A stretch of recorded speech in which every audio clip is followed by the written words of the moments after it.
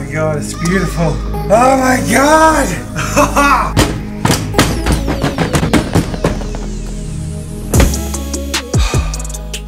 I am very excited. You guys know I like to refer to projects I have that I'm working on that I can't reveal by code names. And recently I've been talking about something called Project Necromancer. And I showed some previews of some of the gear that arrived for Project Necromancer, including a big green screen that I can just pop up and pop down, among other things. This is the linchpin. This is the foundation on which I can build Project Necromancer. And for those of you who didn't connect the dots, what I revealed in the last vlog that I'm bringing back tabletop time, that is Project Necromancer. I had a dream setup, like I really wanted to come back with tabletop time better than it was ever executed before. In fact, I'm going to just show you the setup we used to have, and this is the only tour I ever did showing the equipment and the setup, was 4 C920 webcams hooked up through a laptop.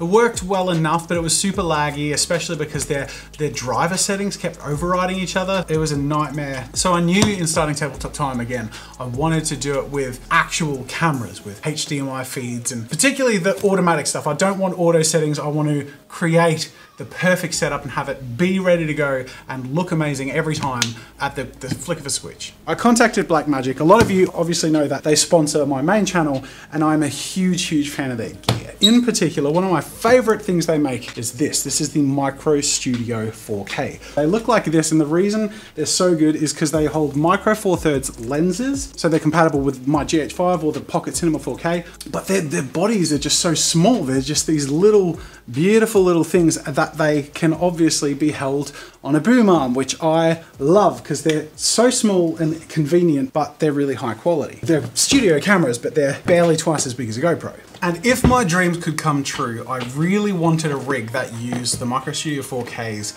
one for each person at the table, so that's 4 cameras. So this is my plotting book that I've been plotting in. I'm designing a housing for the setup, which I'll go through in a second. Jeremy's building that. This is the camera mount system that I want to create, and they're the Micro Studios. This is my dream setup, and this is what I want it to end up looking like. I want to be able to green screen the players into the one environment, even though we're all sitting around a square table. Then the narrator or whoever's leading the session will be separate, have a separate background, and then they'll have this other screen which can cut to like promo stuff or images or browsers or the dice camera. And then I'll be able to go between different screens where each of us are green screened into a different environment or setting.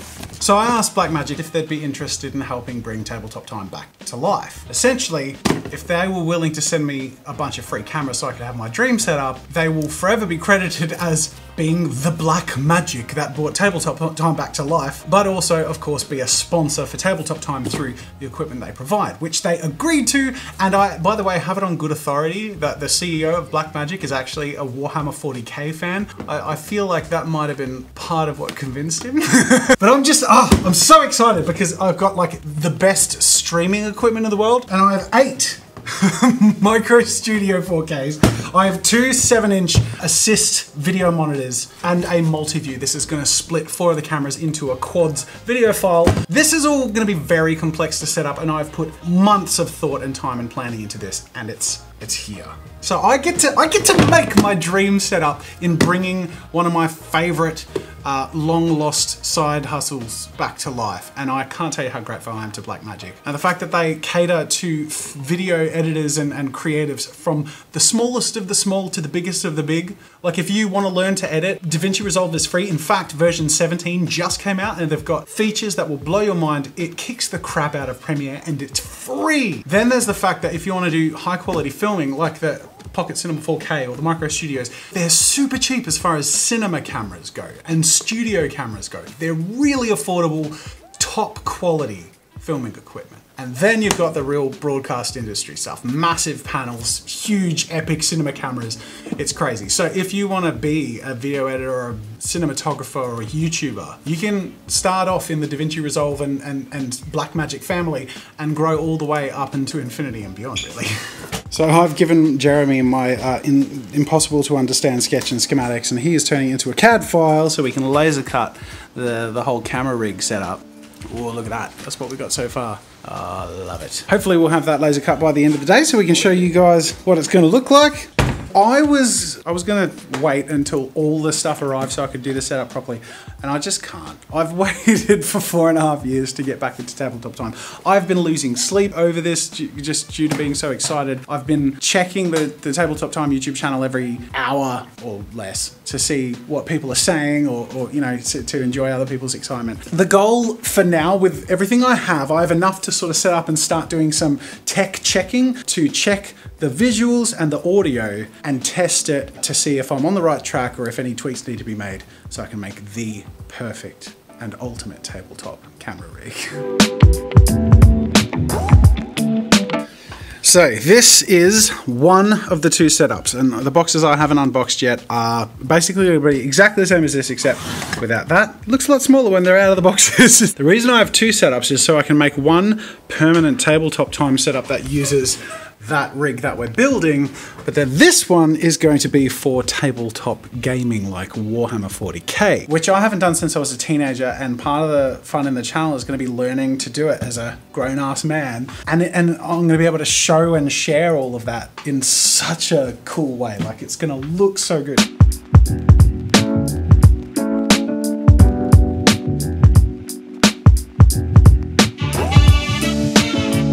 So here is my makeshift setup, and basically I just wanted to see if it would work the way I wanted it to, and it does amazingly, which is very exciting. Now, there's a lot happening here, so I might have to explain it all in another video. In fact, I might make one on the Tabletop Time channel for those interested who go over there and subscribe. But the rough, quick explanation is that there are 4 cables going into here, which turns this into a quad view, which in XSplit or OBS, whatever I end up using, I can place as I want. Oh, and that's where the green screen comes in, and then everyone has a lovely green screen view behind us. Oh my god, how good is that? Okay, that's pretty bloody perfect. Obviously all the cropping and positioning will happen later, but I can, with the tap of a button, flick between my different cameras. So my quads are acting as one camera, but I've set up the Q2N so I can just switch to that, and that's just a quick little wide angle. And I thought that'd be really cool to have like a room shot to sort of every now and then cut away from the gameplay and sort of show what it actually looks like. It just gives me so much room to play with. Other than that, the big thing is audio. So I haven't done any testing or sound checking. I'm gonna do that in a second, but while I do that, Jeremy has done some CAD magic to bring the container that all this is gonna be stored in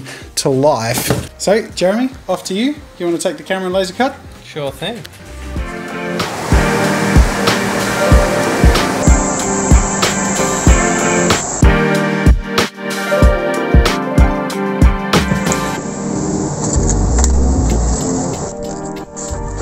This is as far as I can take the tech setup for now. One thing I can test is audio, and this is super critical, especially for something like I plan on doing, which is tabletop role-playing. I want to put it out as a podcast, and it essentially is a podcast, and when I think back and look back and listen back to the old episodes, the audio is not amazing. It's passable, but I really want it to be like, I mean, as you can tell, I'm going above and beyond to make this like premium and really fun and really high quality.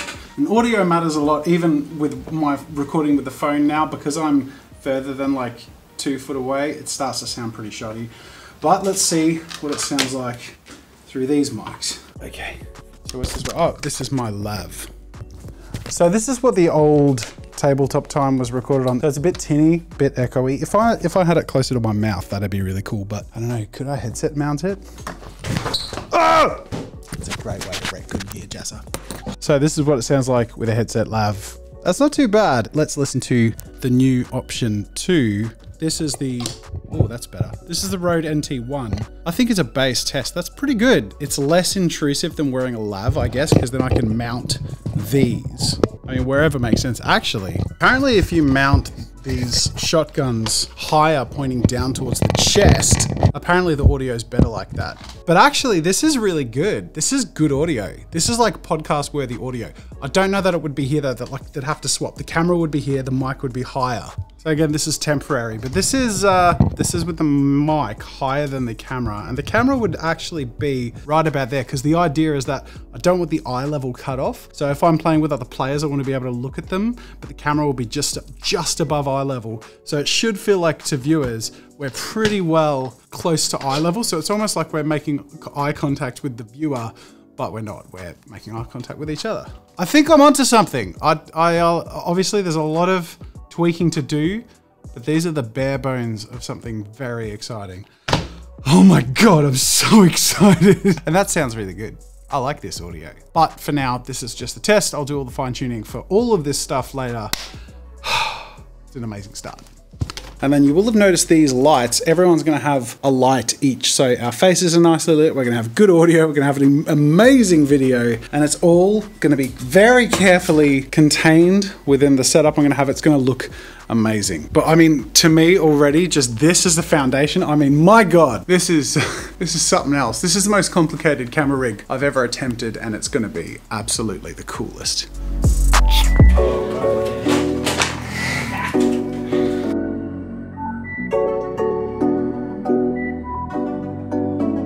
So here is the command station. The idea is the four of us will sit around here, and then me would sit here so that I can control audio levels, camera switch, and then the monitor will go here. I want to prop it up. I'll put a woodcut like thing under there so it leans up.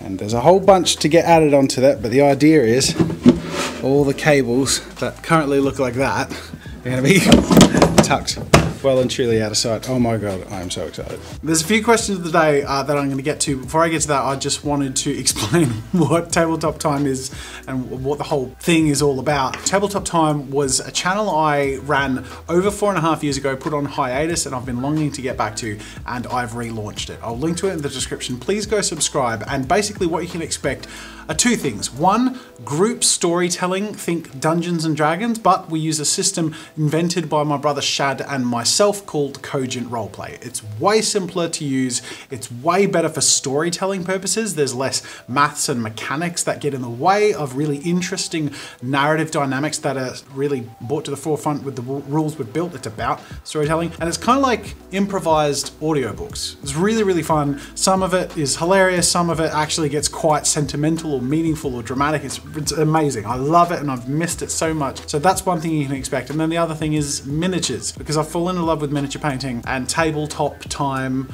I mean, miniatures, tabletop, it was meant to be. So in relaunching Tabletop Time, I'm giving myself permission to muck around with minis at whatever rate or pace I feel like it, but I love it as a hobby. So it might be once every couple of months, or it might be once every couple of weeks. I don't know how minis are gonna fit into the channel, but what I do know is that the Tabletop Time streams and play sessions will happen weekly and will turn into content that will, well, I mean, you know, there will be times where it doesn't happen weekly because it is still technically a hobby, even though I'm obviously taking it very, very seriously. But I plan on doing weekly streams and putting that out as at least weekly content, but potentially splitting it up into several videos and different gameplays. So a few questions of the day from the video where I launched Tabletop Time. Brandon Bernal says, how do you feel about collaborating with Critical Role in a charity one-shot where Cogent is the system and you, Shad, and a few members of Critical Role cast are involved? That would be amazing. I feel like with the way I'm re-entering and relaunching Tabletop Time and taking it so seriously, I think it has a shot to be one of the biggest YouTube and online storytelling, like tabletop roleplay channels, because Critical Role is the first one people think of and mention, but really there's not a lot at that level. And I think Dungeons and Dragons, as much as it has earned its place, has so many limits. And you listen to a lot of Critical Role stories, they're hard to get into if you don't know where to start. It feels like a massive investment. Whereas the great thing about Cogent is we're gonna tell stories in the Harry Potter universe or Star Wars or like a whole bunch of different one-shots in worlds and stories people already know and love, so it's gonna be easier to get into. It won't be hours and hours and hours and hours and hours. It'll be like an hour or two for a one-shot, which will be a self-contained story, plus our campaigns will probably be like 10 to 20 chapters at 40 minutes each or something that will, you know, unravel over time. But yes, in short, I think that would be amazing. I don't know if that would actually be possible though, because they are sponsored by D&D 5th edition or whatever. But you know, I think Cogent has the potential to overthrow the kings. I'm biased, obviously, but I think Cogent's really good. Treeses says, is Tabletop Time going to stream on Twitch like it did in the past? Yes, it is. It will stream on Twitch and it will become YouTube content. And then I will also have more exclusive YouTube clips and sort of some of the stuff we don't release on YouTube, we'll put forward to patrons. So if you want to become a patron and help support Tabletop Time, obviously I'm investing a lot of my own time and money into making it happen, and thankfully I have a partner in Blackmagic to make it even better quality. But all of the Patreon support goes to the editing, goes to making it, the content more reliable and sustainable, and projects I want to approach in the future, which will take a bit of funding. So if you're excited about this with me, that's a great way to support it. It's going to make a huge impact if you can support it. The mid-tier patron perk is awesome because you get to vote on the one shot. So, you know, if you're one of those patrons, you will be the ones who pick between those worlds and settings for the one shots. And then also the top tier perk, there will be a regular raffle where the winner will get to pick the name and rough identity of an NPC or a character that the narrator of that game will implement into the game. Basically, you'll get to have a cameo. So it could be you, could be one of your OCs, that sort of thing. I think that'll do it for this video. Again, it's just the start. There's so much to go, but my God, I think you get the idea that this is going to be a whole nother level. It's going to be a few weeks in getting it all ready, but I'm launching into it, and as soon as everything arrives to go into the next stage, I'm just gonna want to do it because I'm chomping at the bit. I'm lined up at the gate. I'm ready to go. I'm really excited, and I hope you guys are excited to join. And by the way, if you haven't, remember, subscribe to Tabletop Time. It's going to be a good time. It's already grown like 15,000 subscribers in less than a week. So yeah, I think a lot of people are getting excited and jumping on board. I'll see you guys later.